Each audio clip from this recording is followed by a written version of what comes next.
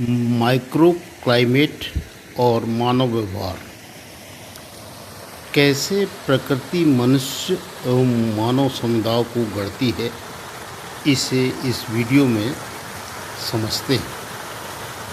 प्रिय साथियों, micro climate अर्थात किसी छोटे क्षेत्र की स्थानीय जलवायु, तापमान, नमी, हवा और ध्वनि का संतुलन से सृजित होता है।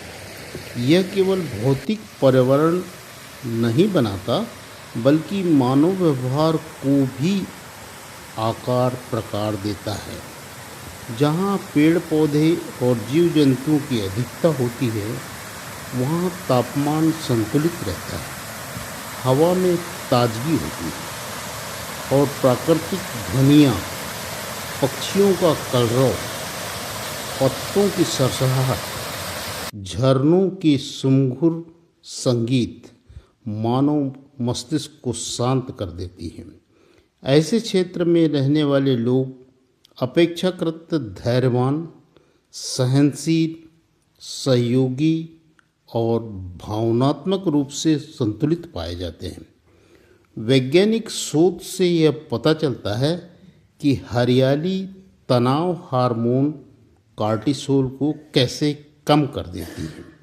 इसके विपरीत जहाँ पेड़ पौधों और जीव जंतुओं की कमी होती है, वहाँ तापमान, शोर, प्रदूषण मानव तंत्रिका तंत्र पर लगातार दबाव बढ़ाते रहता है, जिससे स्ट्रेस उत्पन्न होता है मनुष्य आंतरिक व्यवस्था में। परिणाम स्वरूप चिड़चिड़ापन, आक्रोश, असहिष्णुता और सामाजिक टकराव और पारिवारिक टकराव की प्रवृत्ति बढ़ती है। ऐसे माइक्रो क्लाइमेट में मनुष्य प्रकृति से कटकर अपने ही भीतर असंतुलित हो जाता है। इसलिए यह स्पष्ट है कि प्रकृति केवल वातावरण नहीं बदलती, वह मनुष्य के विचार, व्यवहार और संस्कृति को भी दिशा देती है। यदि हम एक शांत, संवेदनशील और सह अस्तित्व वाला समाज बनाना चाहते हैं, परिवार बनाना चाहते हैं, देश बनाना चाहते हैं, तो समाधान बिल्कुल सरल है। पेड़ लगाइए, जीवों को स्थान दीजिए और मानव व्यवहार अपने आप मानवीय होता चला जाएगा।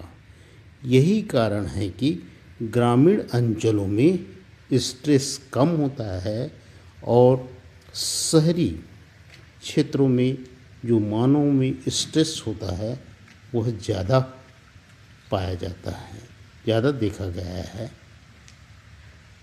स्पष्ट है कि माइक्रो क्लाइमेट से ही मैक्रो क्लाइमेट बनता है। अंततः यह पर्यावरण बनाता है।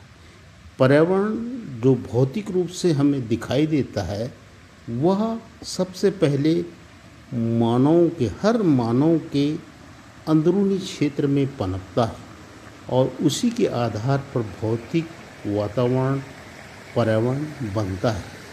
धन्यवाद।